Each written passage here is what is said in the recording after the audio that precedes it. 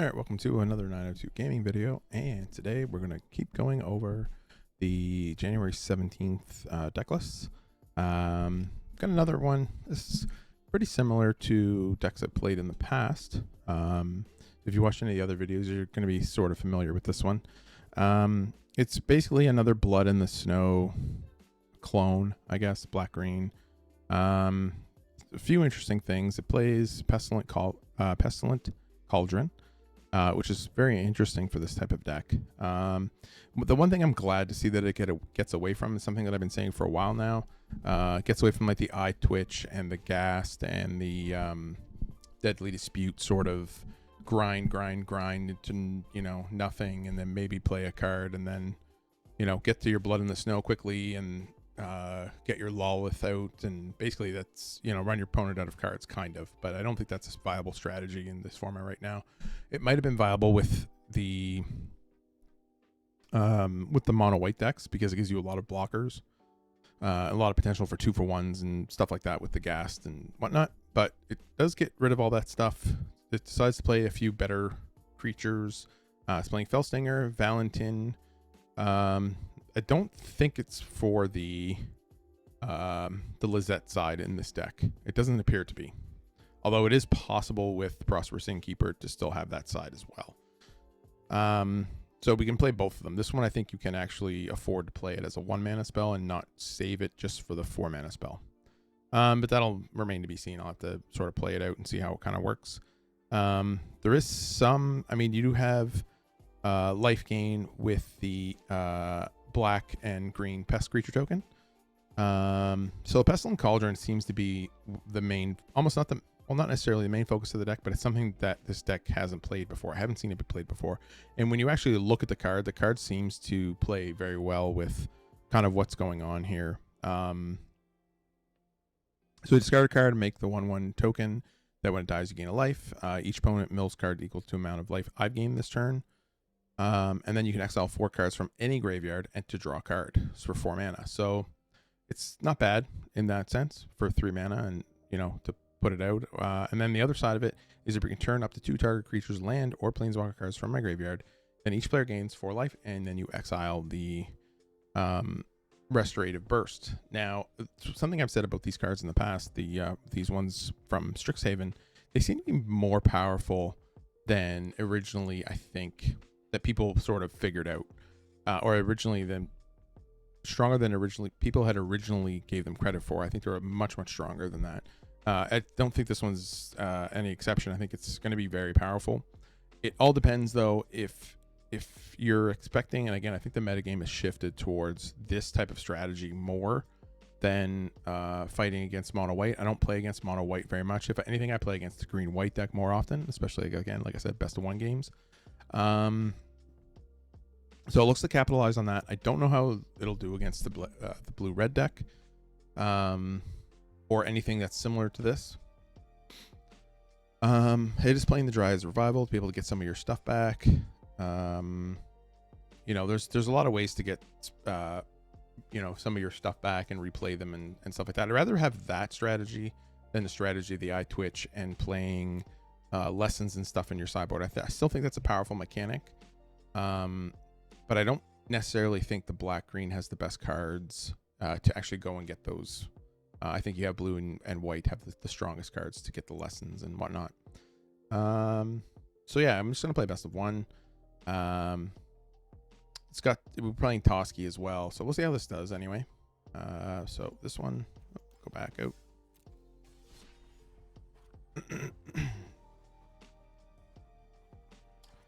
All right, see how it goes.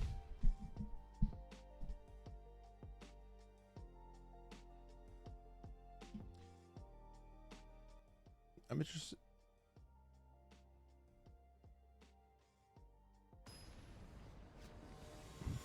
I'm interested to see how this deck actually plays out.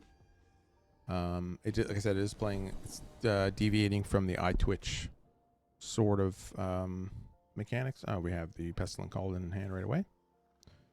Opponent goes first, eh? Well, I won't be able to cast this until turn 4, which I guess is fine. I'll have this and the Cauldron that I can play, I guess. Okay. I think this one, because I'm playing 4 of, I can actually play it. Actually play it out. It'll likely eat a removal spell, but it's fine.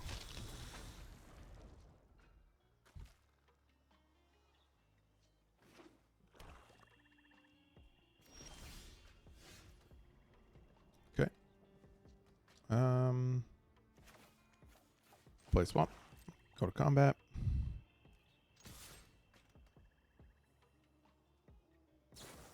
Yep. Not quite sure why people want to use a removal spell like that on a 1/1. Basically spent 2 mana. Very good card.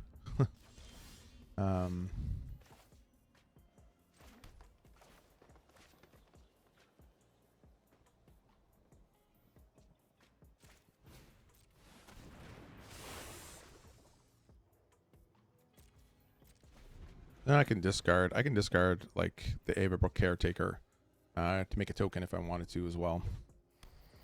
Oh, they're playing Abzan. Alrighty.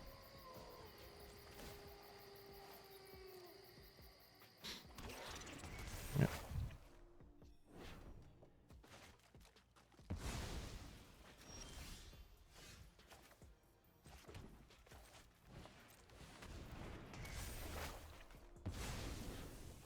Go to combat.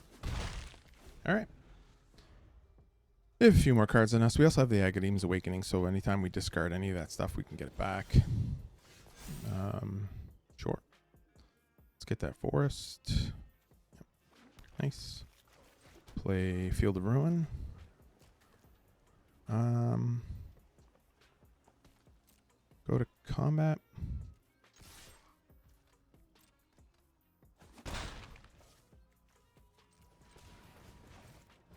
Play the Innkeeper.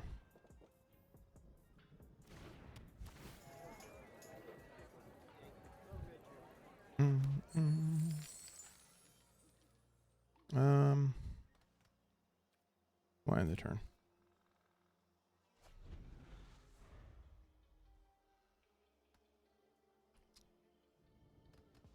Oh, now the rest of this, the chapter 3 of this saga is not the best. I mean, it's fine.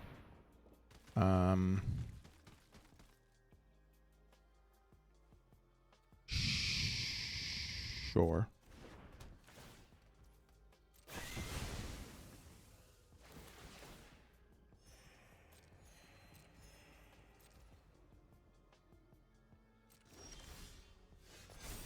It's kind of stinky. So I can cast it for 5, but I don't have anything that'll come back. Just a 1 Prosperous Innkeeper now. Alright. Oh, just end the turn there. If I keep drawing more lands, I might have to just pop my Field of Ruin so I don't continue to draw more lands. Kind of hoping that, yeah. I must contain the blight that dwells within.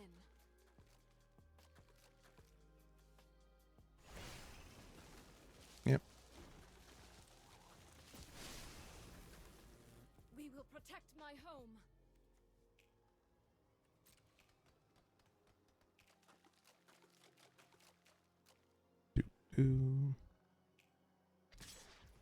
Four. Not a lot I can do there. Ugh.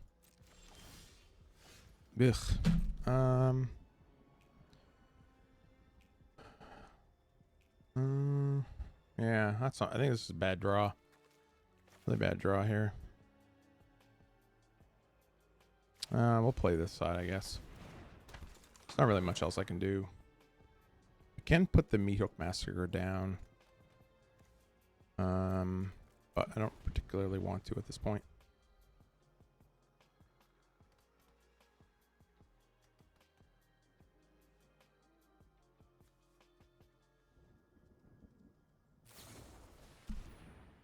Yep.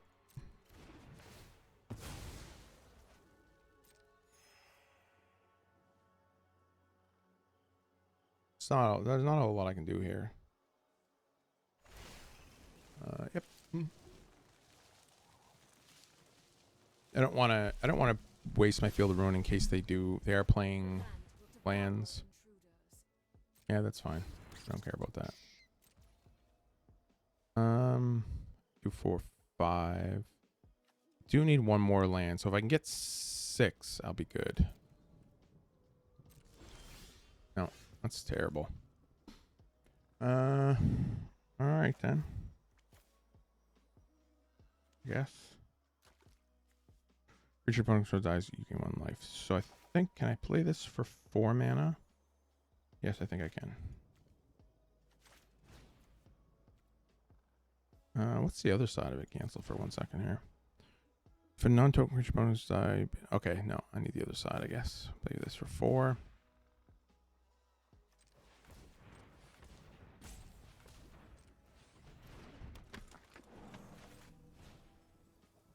Nope.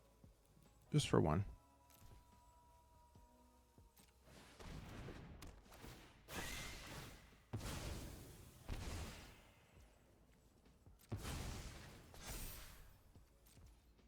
All right.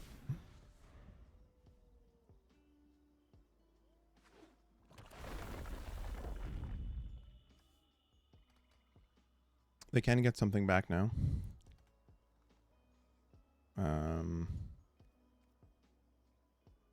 Yeah, it's not a really good draw. I've only drawn like 5 non-land spells. Not the best. You cannot quell the royal.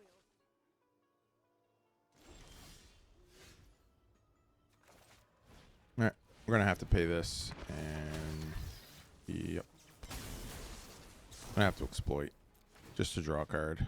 I need to draw some cards here, and they were terrible. Boy. All right, play land.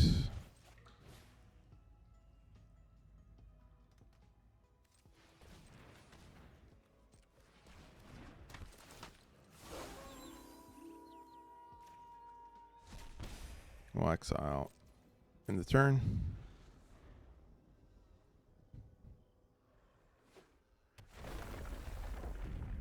Sure.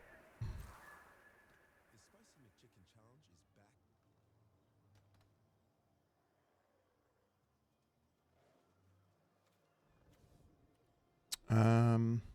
So now next turn, if I do it for 3, I can return 3 creatures back, which is not terrible.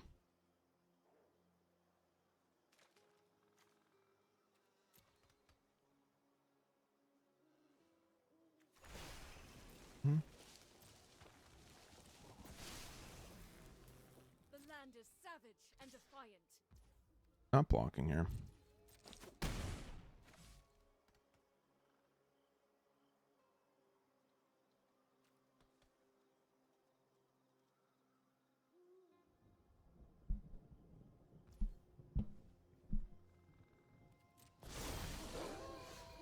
Okay.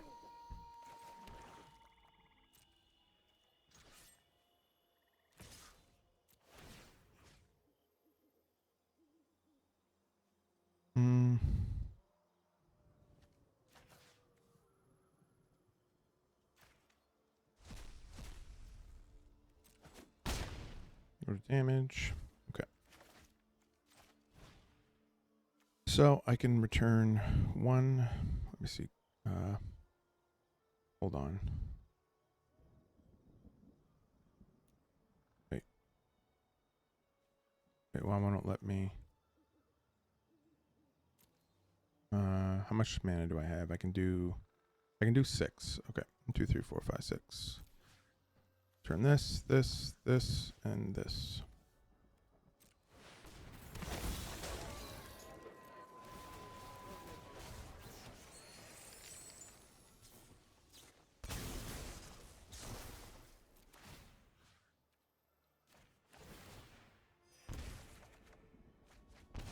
Okay.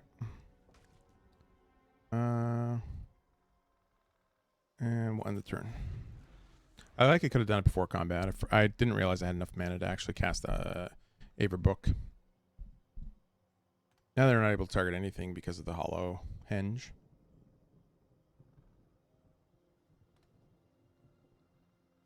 Which is pretty sweet.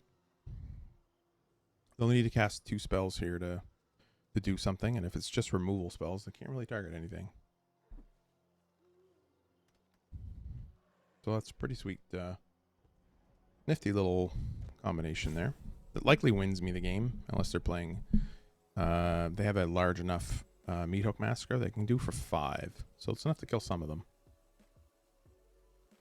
I have a tutor as well. Oh, that's fine too.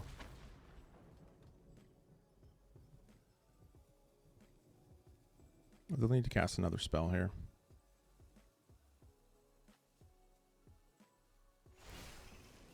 Mm-hmm. We will protect my home. Okay.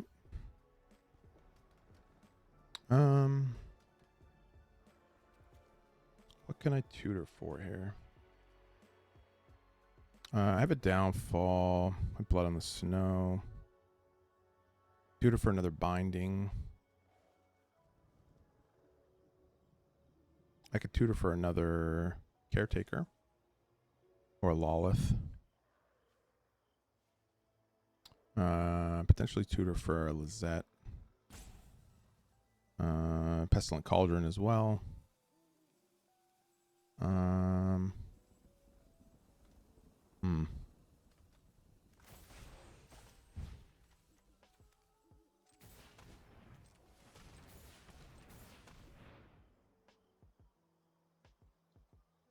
A tutor for something here.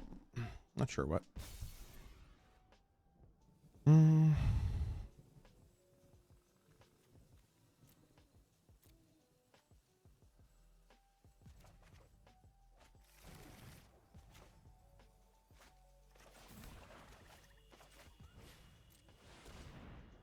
Now the main question is what I want to target.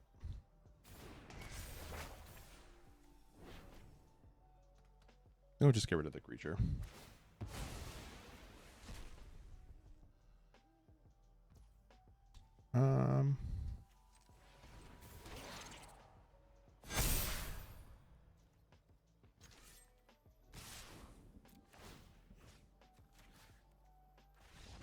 Good game. Yeah, kind of stomped them there. So, power of Agadeem's Awakening and actually drawing all those lands paid off there. We'll play one more. It's not a very... You're not going to have very many quick matches with this deck, that's for sure. The Hallowbrook. What is it called again? The Averbrook Caretaker and the Hollowhenge Huntmaster. The flip side of this is crazy good.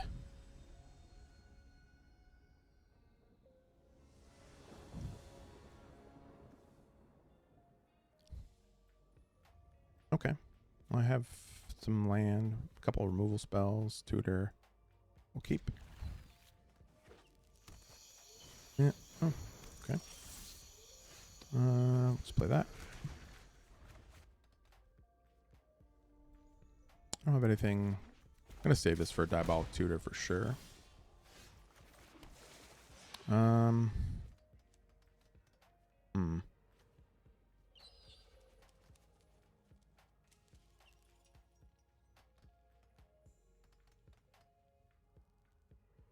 not...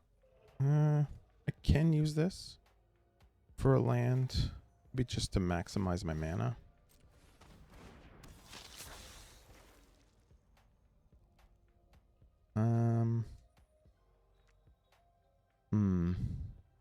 I can always get it back too, I suppose. Yeah, I think just to maximize my mana, I think we'll go and get another land. I think that's fine.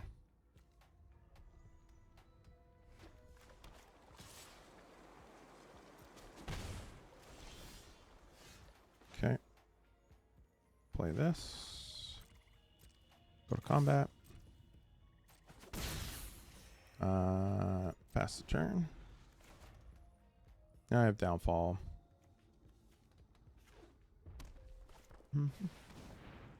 Whenever it enters the battlefield. Okay. It's the second part. Whenever it attacks, you can sacrifice it. Okay.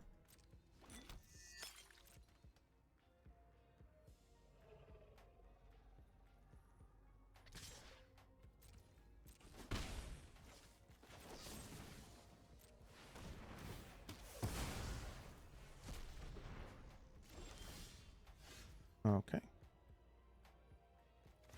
We'll play the forest. Go to combat. I think now we'll cast this to get the get this. I'm not going for another land. I'm going to use it as a tutor next turn if I can. Yep.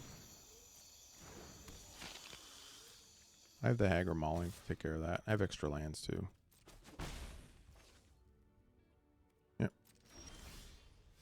I got a lot of extra lands. All right.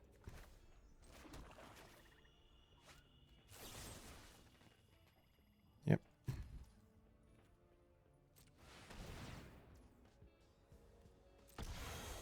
Let's discard this one.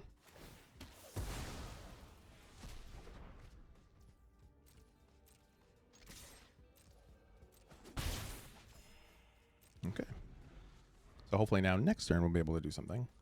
You can't really allow that creature to attack. Sure. Yep. And they'll probably sacrifice it. Which is fine. No? Okay. Aha. I guess I didn't need to tutor for it.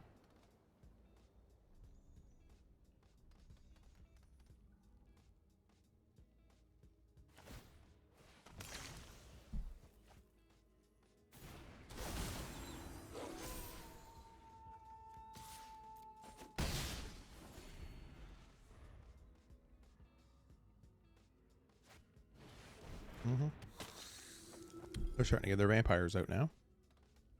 Cool.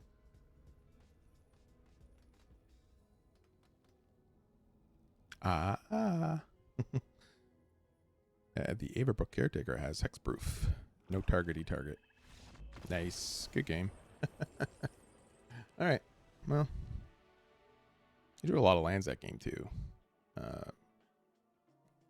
This so far has shown me the power of that card. The Averbrook Caretaker. I don't think I'm going to play another one. Trying to keep the videos as short as I can. I would like to have actually got to see... Whoops. A few more of the spells. I didn't get to see a whole lot of the deck there. Might do a series at some point where I go over... do a bit of longer on some of the decks that I really like. So far, this is one that I really enjoyed. I think just having a copy of Aghanim's Awakening... Got a bunch of removal spells. Again, it doesn't play that same strategy that other Blood in the Snow decks were playing, where they just play like 1/1s for one and, you know, sacrifice and draw some cards. They're just basically trying to get through their Blood in the Snow as fast as possible, hit the Lolith to get that out, and start recurring it. I like this strategy more. It gives you more options versus a wider range of decks. I don't think that deck is particularly great at stopping... just it's a good deck on its own. I mean, I think maybe the black white one's probably a bit better. But in terms of just the mono black version, I think that one's probably antiquated at this point. I think either black green or black white's probably the best version. I did enjoy this because it is different from what was being played before. I said before, this also plays other than the 1 mana spot. It is playing cards that I've said in the past, in past videos, that are very, very good, and I don't know why you wouldn't play, if you're playing green, I don't know why you wouldn't play this, unless you're playing very few green sources, or, you know, I wouldn't like splash for this, but in a deck like this is just basically like, you know, black green Golgari, where you can fit in the green mana, and it's very, very good. You have some high cost spells, you want to get that extra ramp in there. I think it's pretty good for that. It just so happens as well to come back with Agadeem's Awakening. I didn't get to see Toski at all. I didn't get to see the, you still have a little bit of the recurrence with Blood in the Snow and Lolith there. You also have Dryad's Revival, which I think is a very good spell. I only got to see this once and it was destroyed, so I didn't get to get the full effect of it. The only card I would say I was not a big fan of was the Valentin. Although in that game, the first game I think that I played, the Lizette was a pretty big threat on its own. Being able to gain a life and then basically make it a 5/5, I thought it was pretty good. There's not a lot I would change, actually. You want to kind of have your snow count up pretty high. I might try to fit maybe 1 or 2 copies of the Woodland Chasm. I think it's Woodland Chasm. Yeah, the Woodland Chasm into the deck just to have a black-green source that you can fetch out with Binding of the Old Gods. So I'd probably drop. I haven't been a big fan of the Lair. It's not bad. I'd almost rather play another copy of Hive, but this sort of fixes the mana a little bit more than the just playing this as the force. You can go get that as your one of. I think that's fine. Hero's Downfall. The one thing, I guess, if you look at the deck, it's going to be up here. It's a lot of 3-drops. I don't know, without playing any dedicated mill, don't know if that's necessary. I didn't particularly like too many copies of this. I also didn't like very many copies of Valentin, to be honest. I would like to see, first of all, Infernal Grasp needs to be in this deck for sure, I think. I also think at 4 mana you can play something like that. And I also think, actually, we're playing quite a few snow sources. I think you can play something like Blizzard Brawl or something, a copy of Blizzard Brawl in this deck. I also think that you can play, maybe you can go up to 3 copies of this. Yeah, there's no way I would play. Actually, there's another one you could potentially play too. Something that I played in the deck yesterday. Deadly Brew. So it gives you another kind of removal spell, and if your opponent happens to get rid of any of this stuff, you can actually return it back. So you can have them sacrifice creature or planeswalker, and then you can, if you sack something, then you can get, you can maybe get something like the Pestilent Cauldron back if they destroy it. You can get Binding back. There's a lot of permanent removal spells that you can get back. So kind of like that. Other than that, I really wouldn't change it. I might want another copy of this because getting to the point where I was able to return all of those creatures, it was pretty much game over. Although maybe it doesn't happen as often. So maybe that's why you don't want an extra copy of it. But overall, I think the deck was pretty sweet. I think you should check it out if you have the wild cards. There's not a lot. This card, when it flips over, it's absolutely insane. Your opponent can't interact with you at all.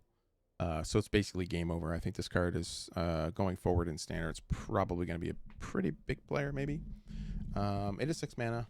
They can't really interact with it unless they wrath it away or something like that. So, but other than that, yeah, I definitely think if you have the wild cards, I think definitely give this one a try. There's only a few. I think there's only like 6. There's 1, 2. There's 4, 5, 6, 7. Most people will have the Meathook Massacre already if you're playing in standard at all, I think. But it's not too bad. I think there's cheaper things that you can put in there that are just rares. That might not be quite as good as the Avabrook. But that seems to be the main goal of the deck, is to get this out, have a bunch of creatures out that your opponent doesn't really interact with, and then basically ride it to victory. It can also be played mono green too, so it may not need this shell, but deck's pretty sweet. So hopefully you enjoy the video, and I'll see you later.